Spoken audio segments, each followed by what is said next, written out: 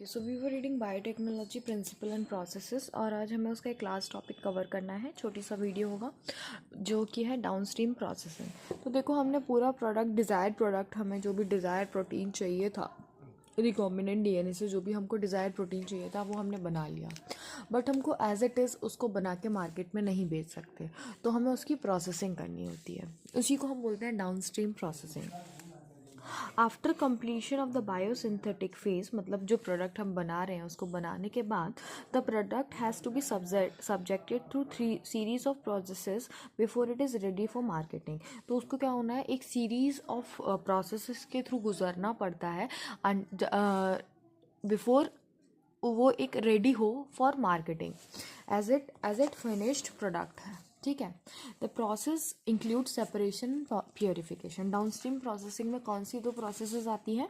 सबसे पहली आती है सेपरेशन, दूसरी आती है purification, which are collectively refers to as downstream processing. देखो, सबसे पहला क्वेश्चन तो यही पूछा जा सकता है कि कौन सी दो प्रोसेसिंग है जो डाउनस्ट्रीम प्रोसेसिंग के अंदर आती है। तो सबसे पहला तो है आपका सेपरेशन, दूसरा है आपका प्योरिफिकेशन।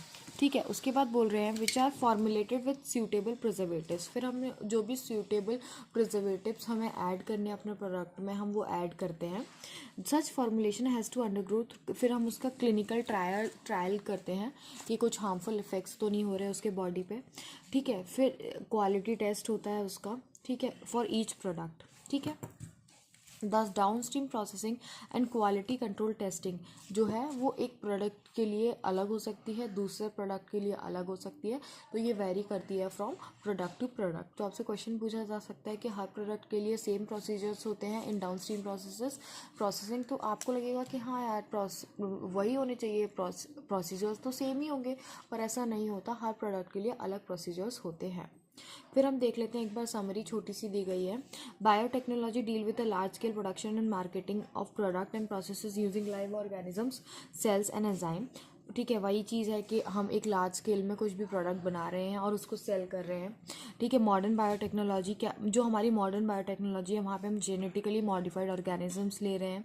ठीक है। तो उससे क्या हो रहा है, उससे हम जो केमिस्ट्री है उसके डीएनए की, एक ऑर्गेनिज्म है उसकी जो डीएनए में जो केमिस्ट्री है उसको हम अल्टर करके अपने यूज़ के लिए जैसा हमें चाहिए हम वैसा उसको बना रहे हैं। इसी को हम क्या बोलते हैं, रिकॉम्बिनेंट डीएनए टेक्नोलॉजी या फिर जेनेटिक इंजीनियरिंग। इसमें क्या क्या यूज़ कर रहे हैं हम रेस्ट्रिक्शन एंडोन्यूक्लियसेस का यूज़ कर रहे हैं उस डीएनए के फ्रेगमेंट करने के लिए, डीएनए लाइगेजेस का यूज़ कर रहे हैं जीन ऑफ इंटरेस्ट को वेक्टर में अटैच करने के लिए।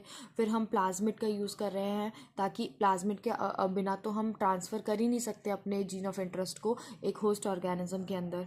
फिर हम क्या कर रहे हैं, फॉरेन डीएनए ले रहे हैं, फिर हम उसको एक्सप्रेस करवा रहे हैं। एक डीएनए कैसे एक्सप्रेस करता है, बाय सिंथेसिस ऑफ प्रोटीन्स।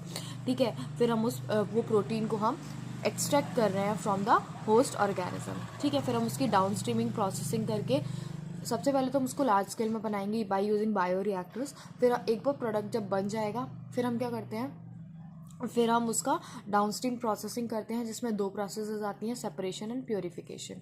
ठीक है। और हर प्रोडक्ट के लिए जो डाउनस्ट्रीम प्रोसेसिंग है वो वेरी करती है कि किसकी प्रोसेसिंग कैसे होगी, वो सिमिलर नहीं होता, हर प्रोडक्ट की डिफरेंट हो सकती है। तो एक तरीके से समरी हो गई आपकी बायोटेक्नोलॉजी प्रिंसिपल एंड प्रोसेसेस की। उसके बाद हम नेक्स्ट चैप्टर स्टार्ट करेंगे।